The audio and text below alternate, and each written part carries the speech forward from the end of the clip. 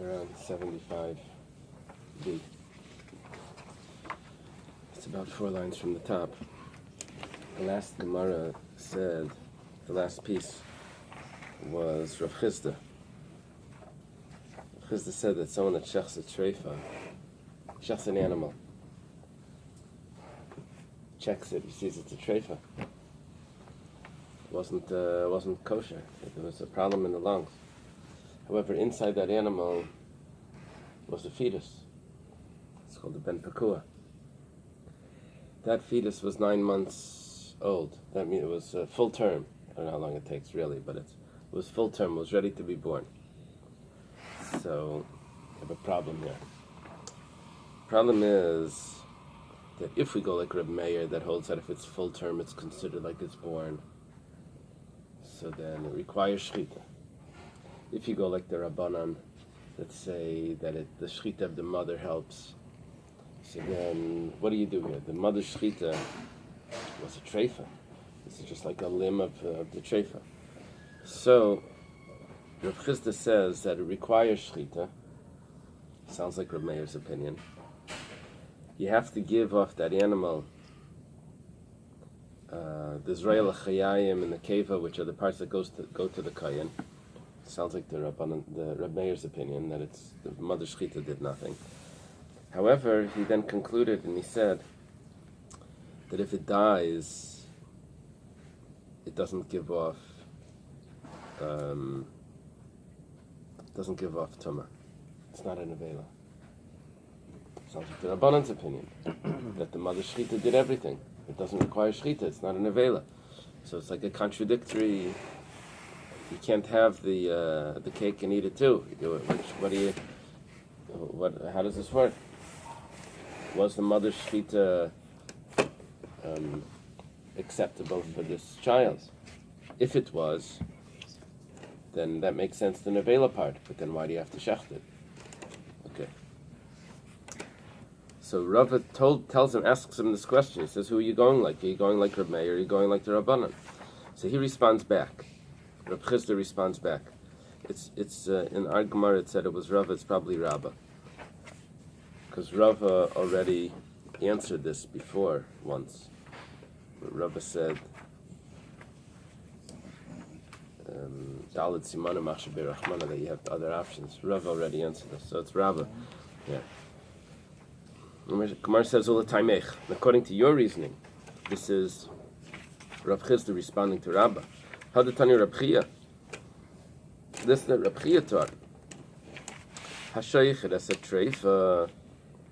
Someone checks an animal that turns out to be a treifa.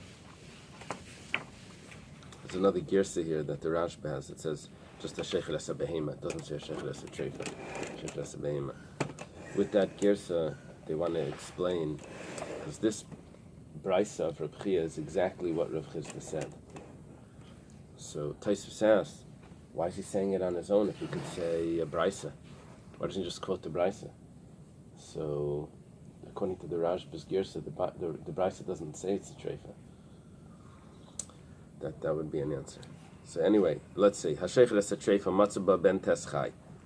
And inside is a 9-month-old embryo, a fetus. Ton shchita. The fetus requires shchita. V'chayev b'zroya halachayayim v'akev. You have to give to the kohen those sections of the animal that go to a kohen whenever an animal is slaughtered. The arm, the draw, and the keva, which is a part of the stomach. So it requires shchita. It's a regular animal. V'im meis, and if it dies, that's how we're going to translate it for now. Tar milatame b'masa. It's pure, and it's not considered a dead carcass. Why not? It died. The answer is because its mother's shechita was valid. So this is considered a slaughtered animal. And a slaughtered animal doesn't give off the tumah. So the Gemara says, come on. This is Rav Chisda arguing with Rabbi. Says, who does this go like? Obviously, it's like Reb Meir. Reb Meir held that an animal that's found inside the mother is only considered slaughtered with the mother if it was in middle of its pregnancy. But if it was full term, it's considered like it was born. So the fact that you say that Ton Shchita, that it requires to be slaughtered, must be Reb Meir's opinion, and this was full term. This was a full term. We said clearly it was a ben tes. It means it's full term. And then it go v'im meis, and if it dies, tar milatam b'masa. It doesn't give off impurity. That goes kirabanan. That's the rabbi's opinion that said that it was already slaughtered with the mother slaughtering. That's why it doesn't give off impurity. So you have a contradiction. So Rav Chisda is saying to Rabbah, why are you asking on me? Ask on Rav Chia. He says exactly the same thing. So, and to ask on Rav Chia is a problem, because Rav Chia is the author of the Baises, the editor of the Baises. Gemara says, Halei kasha. It's not a question on Rav Chia. Why? Because Rav Chia, we can answer Rav Chia im kvar matzu meiska amar. Which is an excellent teretz. When does Reb Meir hold that it's considered? Reb Chia. No, we're going back on Reb Meir because we had a contradiction. When does Reb Meir hold that it's considered already born? That's only if it's full term and it's alive. But here, if it was dead inside, then even Reb Meir would agree that it's not considered full term because when you slaughtered the mother, it was dead inside. Reb Meir considers it born only when it's alive in full term, not when it's dead in full term. So therefore, the fact that it's tar milatame is because not that it died after it was born, v'im meis. It means v'im meis if it was dead. If you found it dead. The term v'im meis could also be translated if it was dead. I don't know where the emphasis is to change the tense. V'im meis means if it dies. V'im meis means if it was dead. When the mother was shechted, when the mother was shechted, it was already dead. Well, isn't it established that it's only metame once it's dead? It's not metame once it's alive. Granted. The question is, when did it die? Oh, okay. Did it walk around and it died a little bit later?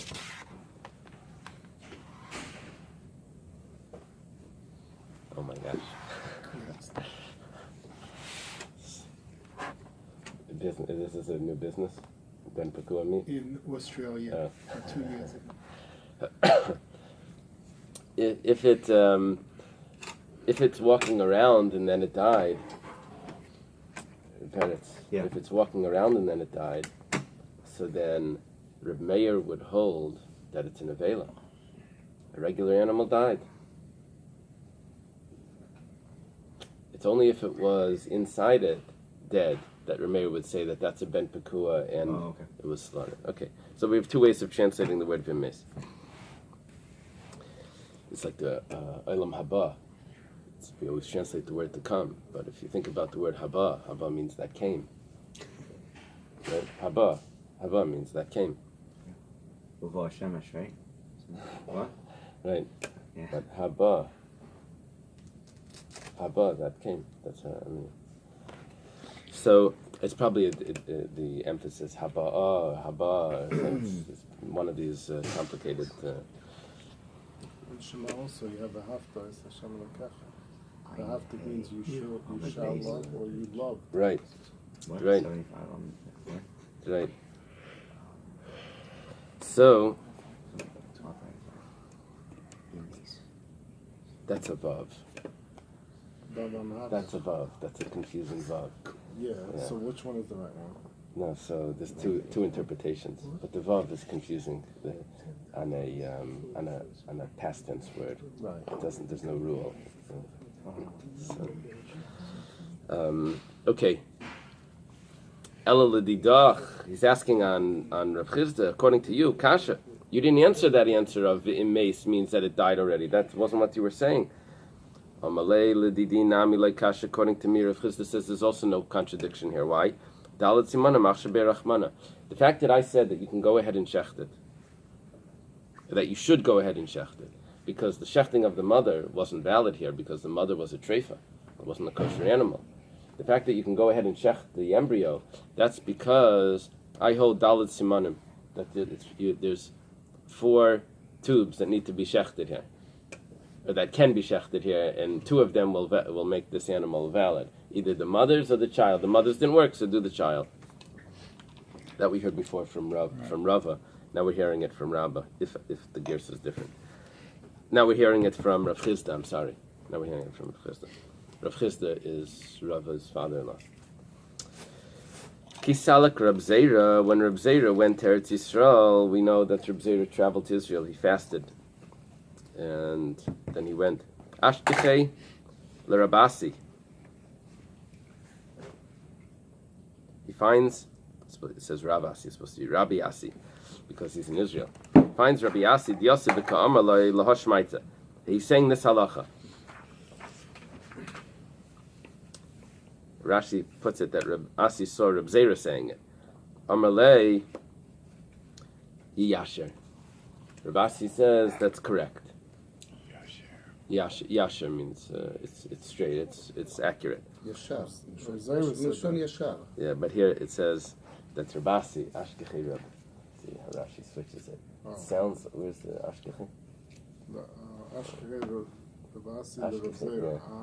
Isn't Yasher usually the Gemara doesn't do that. Usually it's isn't Yasher the same as Yasher Koch, but it's Yasher Koch. Right. Here he's telling him that what you said is accurate. And Rabbi Yochanan also says this. So Rab Zera is thinking. He says Rabbi Yochanan says this. What does that mean? Mechlal de Palagaler Reb Shimon ben Lakish. Does that mean that when we say Rabbi Yochanan says it, does that mean that someone else doesn't say that? That Rish Lakish doesn't say it? So Rabasi explains, Misha Havishoyle v'shasikle. When Rabbi Yochanan said this, Rish Lakish was quiet. But that's common for him to stay quiet, to see if Rabbi Yochanan's going to change his mind. And meanwhile, I left, and this is Rabasi speaking. And so I didn't see what Rish Lakish says about this. Vikadamri Mishta Vishasi v'shasikle. That Rish Lakish was drinking while Rabbi Yochanan was talking. So he didn't respond right away because he was in the middle of drinking. But I didn't hear afterwards what he said, if he commented or not. Okay.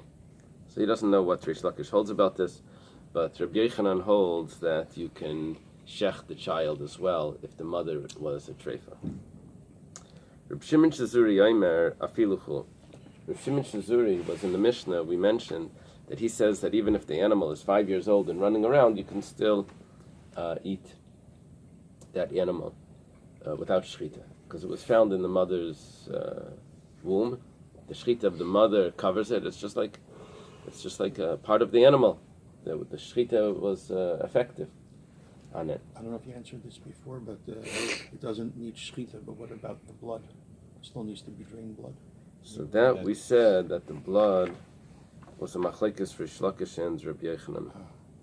Rish Lakish says that no, if it doesn't need shechita, then the divrei hamater bechel bayoser b'damai.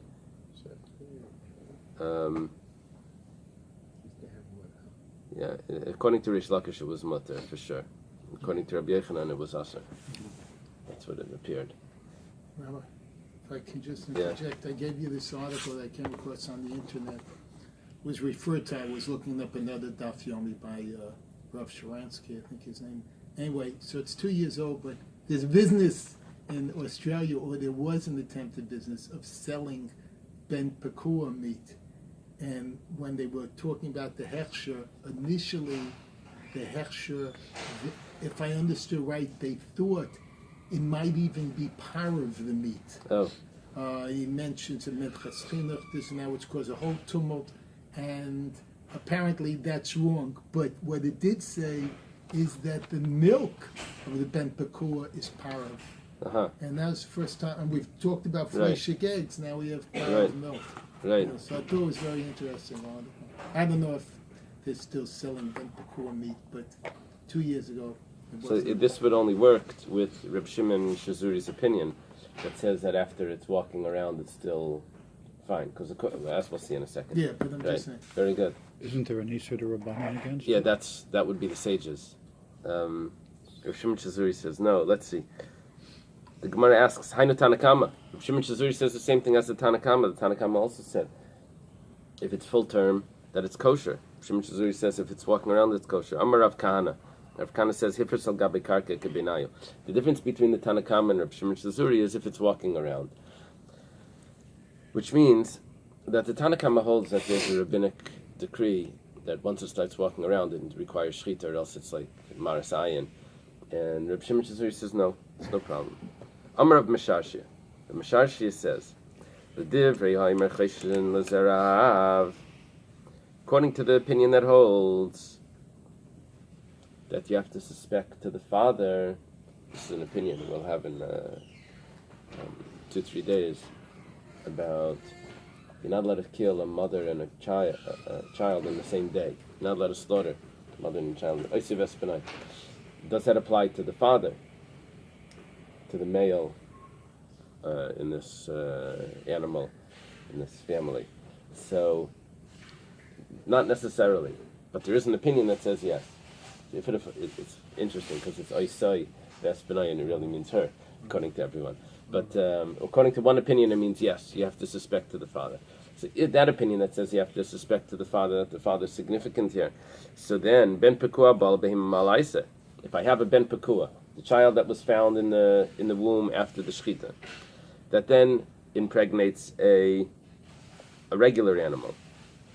Havlad ein letakana. There's no hope for the child of this relation, of this offspring. There's no hope for this offspring. Why? Because Rabbi Shashia doesn't hold of what Rava and Rav Chizda said, that you can slaughter 4 simanim, either the mother or the child, that you can do. And he holds that the mother's shchita works. You don't have a hope for the child. So what's going to happen here is that the Ben Pekua, no shchita helps for it. It doesn't need shchita. But now, when it has a child, the child is half regular, half Ben Pekua. So the way Rashi puts it, is that half the shchita was done on the grandparent, and then there's this huge delay, and you finish the shchita on the offspring. So that's a delay. That's one of the rules of shchitas. You can't have a delay. Taisus takes issue with this, with the way he's explaining it. But anyway, or Rashi, he says Yishechted. That's what Taisus takes issue with every detail here. Yishechted one simon and not the other simon. Okay. Amar Abaya. Abaya says Hakol Maidim. Everyone agrees. Pekolat ben Pekua shemuter. Let's say the offspring that's found, the child that's found inside the mother doesn't have split hoofs. We said that nevertheless it's still kosher, even according to Reb Shimon that says that such an offspring you can't do shchita on. But if it's in the mother's womb, it's valid because it's just a limb of the mother. And now it's walking around. So Abaya says that even the sages would agree that it's permissible. Why? Because it's such an anomaly. You should have this strange animal that was born like this. It's a cow that doesn't have split hoofs. So everyone remembers, that's the Ben Pekua. So there's no marasayan on that. My timer, kol milsa detmiya, anything that's shocking, mitka dechir layinchi, everyone will remember. Ikadamri, those that say Amar Abaya said slightly different, a little more strict. Hakol maidim bekolat ben kluta ben Pekua, that the child inside was kluta, it was a female. It didn't have split hoofs. Then it goes and it has another child, which also doesn't have split hoofs. That is going to be, so 2 Ben Pekuas, I guess, give birth to a, unless he doesn't agree to Rav Mesharshia, so it could be just 1 Ben Pekua. That's going to be an anomaly that everyone will remember. Such a strange case, a rare occurrence. So Shemuta, my time a trade to me a mitkir dechirianchi. 2 shocking things. That the mother didn't have split hoofs, and then the child doesn't have split hoofs. So that for sure, everyone will remember. And is that one not kosher? It's perfectly kosher. That's the one that even though it's walking around, it's not a problem. So the mother and the father are Ben Pekuas? Over here, it's just maternal lineage. if you just go with maternal. Right? Or you want to add that other one in, then you would need both. Okay. comes to mind is the milchik bread, that you have to make a siman on it, because bread is, so when something is strange, milchik, you have to make a strange sign on it, that everyone should recognize that this is different. So they If you should put milk in bread. They should brand a BK on these when they come out. Yeah, Ben Pekua. BP. Okay. My mother once had a recipe for milchik bread. She wanted to make it. So she got some food coloring, blue. She made it. For some reason, we weren't able to eat it because the color is very important when you eat it. It's like It wasn't. So it was probably delicious, but the color wasn't. Blueberry Okay. bread. I'm sorry. Blueberry bread. Amar Zeiri. Zeiri says, Amar Rabbi Chanina, in the name of Rabbi Chanina, Halacha Reb Shimon ben Shazuri. Or Halacha Reb Shimon Shazuri, not ben Shazuri, Shazuri. V'chein Reb Shimon Shazuri mate b'bnai u'ben b'nai ad tzeit kol hadaros.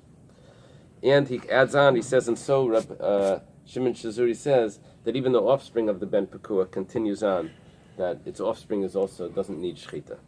Rabbi Yochanan Amar hu matur b'nai yasser. Rabbi Yochanan says no, it's permissible, but the offspring needs shechita. Talking about the animal that's found inside the mother.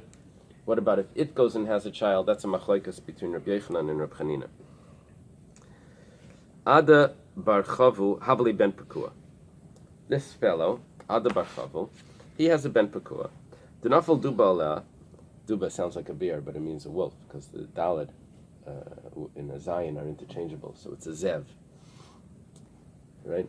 Because we know Yiddish. That's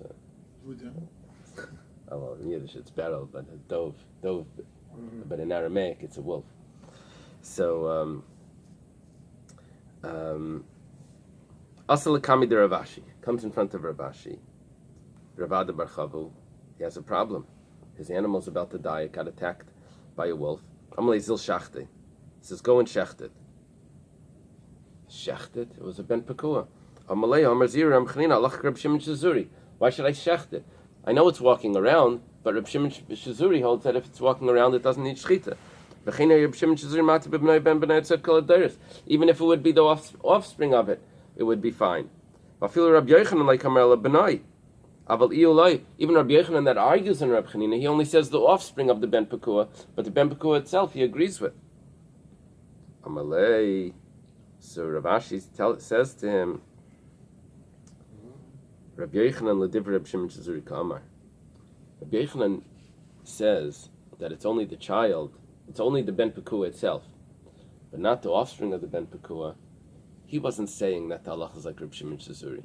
He was saying that Reb Shimon Shazuri himself never allowed anything more than just the child. Reb Shimon Shazuri himself holds that if the child's walking around 5 years old, that it doesn't require shechita. But if it goes and has another child, that child does require shechita.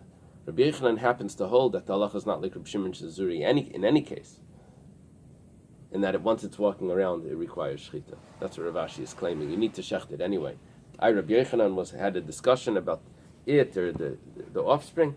That's only in Reb Shimon Shazuri's opinion that he doesn't paskin like. V'amar Ravin bar Chanina amar Ula amar Reb Chanina halacha Reb Shimon Shazuri. But Ravin bar Chanina says the name of Ula, who says the name of Rabbi Chanina. The halacha is like Reb Shimon Shazuri. But not only that, I should point out, because we keep mentioning Rabbi Chanina, I should point out that Rabbi Chanina is a very early Amay Rabbi Chanina bar Chama. Very early. He's before Rabbi Yochanan. He's from the first of the Amirim in Eretz Yisrael. He's very, very important. So, If I'm not mistaken, he's buried in Svat area.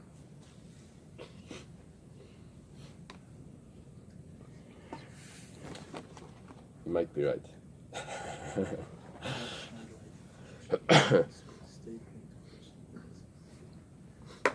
It's not the first time I'm not right. Now you're wrong. So, the halacha is like Reb Shimon Shazuri in the Mishnah. Whenever Reb Shimon Shazuri speaks in the Mishnah, the halacha is always like him. Amalei. he says, Anoki Hasvirli.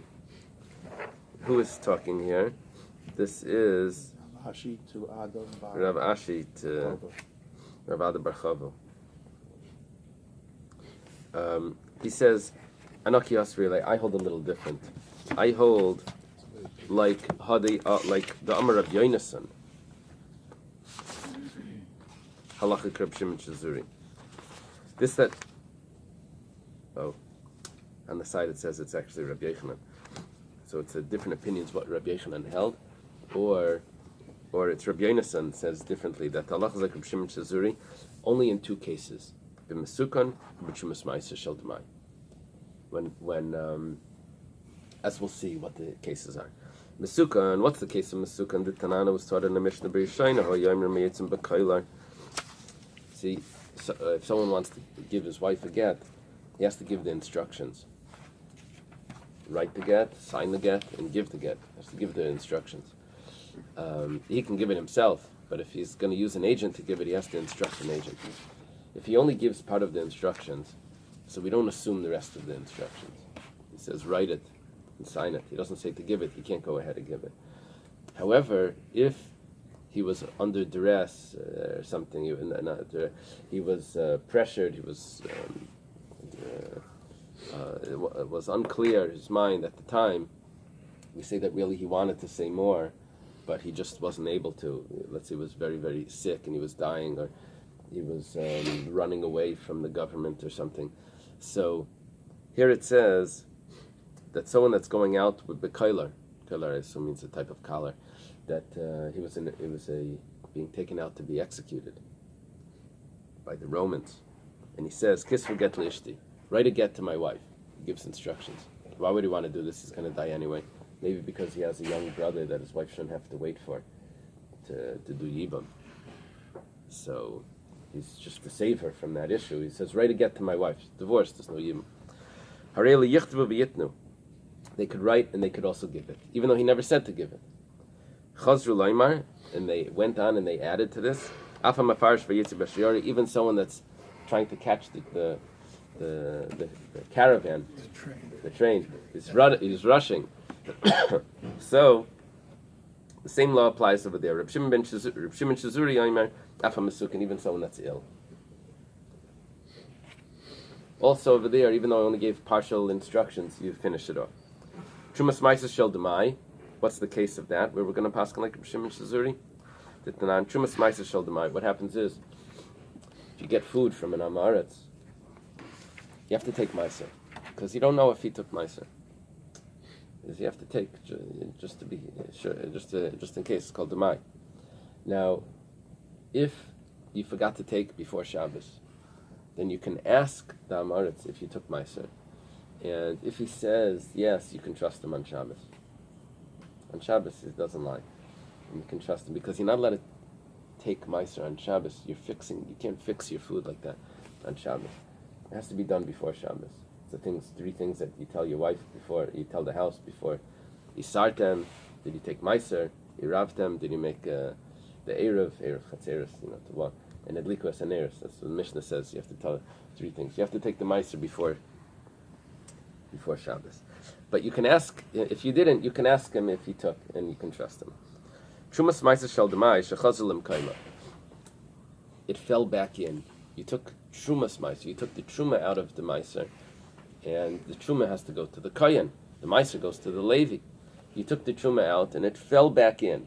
And it's not batal, back in the mixture. You have no way of resolving this. So the whole thing becomes Truma. So Reb Shimon Shazuri Reb Shimon Shazuri says that this is similar to the case of asking him on Shabbos, where you don't have any solution. So here too, you don't have any solution, and you can ask him even during the week.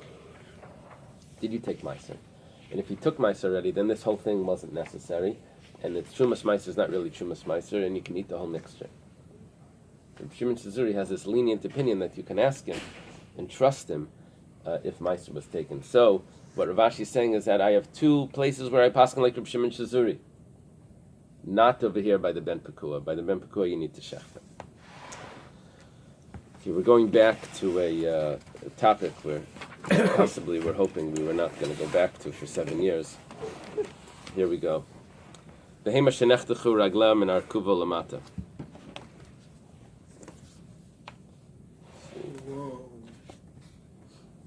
There are 3 bones in the back. There's this lower bone, metatarsus. How do you pronounce the Metatarsus. metatarsus?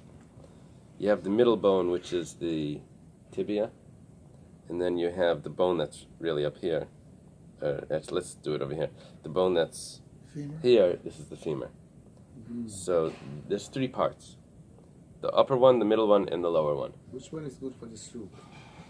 The hoofs.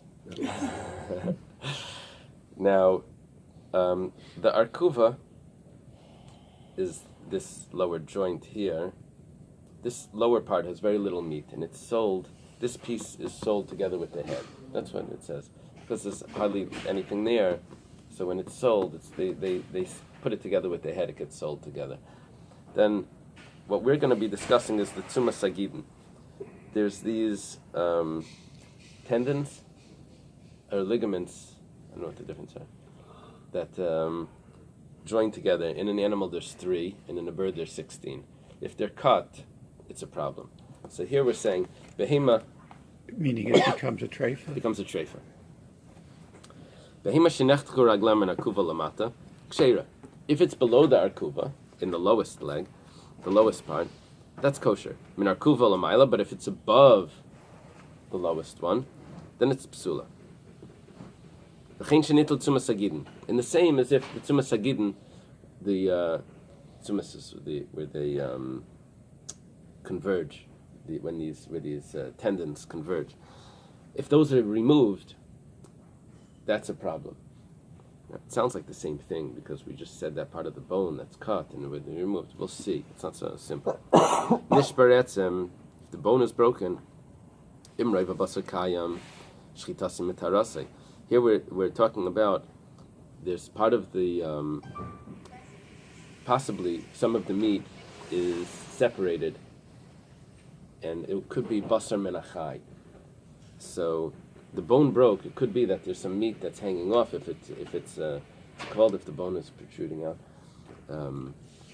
type of break. But anyway, if it's intact, if most of it is intact in the circumference and the thickness, then the shchita helps it that it's tahar. But if not, then it's not tahar. The bone and the meat together is Ever Menachai. Amar Rav Yehuda Amar Rav. Rav Yehuda says in the name of Rav. Amar Rab Chia. In the name of Rab Chia. This is very early. Rab Chia is Rav's uncle.